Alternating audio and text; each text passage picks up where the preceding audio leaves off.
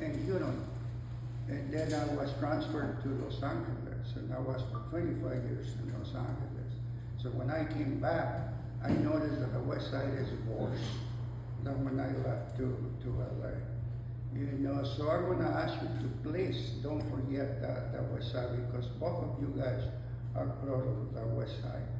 I know a lot of towns that are around that area, and we don't have no water, we lack education, and when we talk about water, we talk about the farmers. Yes, we want water for the farmers, but we want water for the communities too.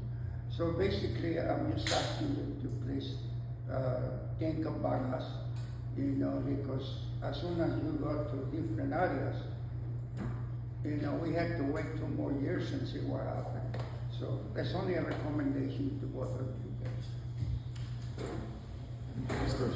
Yeah. No, thank you. I have a real heart for the west side of our valley. A couple examples. When I was mayor of Merced, there were some you mentioned water, drinking water. The city of Dos Palos has some real challenges when it comes to drinking water. It gets its water from the aqueduct. It has algae that blocks the filters, and you have a whole community that doesn't have water. We did everything we could when that happened to send water from Merced water trucks, cases of water, advocating at the state to get grants for Dos Palos to be able to overcome those issues. Same with transportation as well. There were certain state transportation dollars and even Measure V dollars that could only be used with big projects. And Dos Palos would get a little piece of those, but it wasn't enough to actually do a project. So we would swap them. We'd say, you know what, we'll give you money you can use so that you don't have this stranded grant, for example.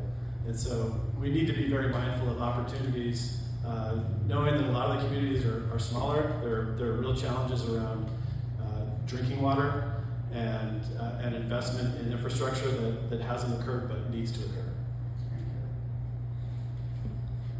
I would add to that, as the representative of a lot of the rural west side communities, what I've learned over my 12 years as a county supervisor is, number one, it's a slow process, and number two, no one person or entity can do it by themselves. You have to develop partnerships and relationships. For example, as the county supervisor, I partnered with Senator Caballero and helped to bring a cleaner water supply to the community of San Joaquin. And in addition to just the water, the community of Cantua Creek, 3 times the county petitioned the state that we need a grant to help that community, and quite frankly the staff had given up, and I told them we don't give up, those people are relying on us. And on the 4th time, we got the grant. And then once we get the grant, it's millions of dollars. It takes a tremendous amount of time to procure the companies, to drill the water, to infiltrate it, put the filter system on, and to get it into production. But it really takes a partnership, and you have to partnership with your communities, the cities, your elected officials, in order to get real results.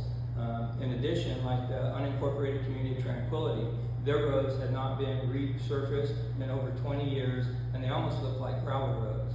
So we started as a county, and when you do one road and they have 14, it's $1 million per road. And our budget simply, as a standalone, can't do it. So I reached out to Esmeralda. She said, what can I help you with? And I said, we need money from the state. And again, with that partnership, we got 3 roads done, and we have 3 more ready to do.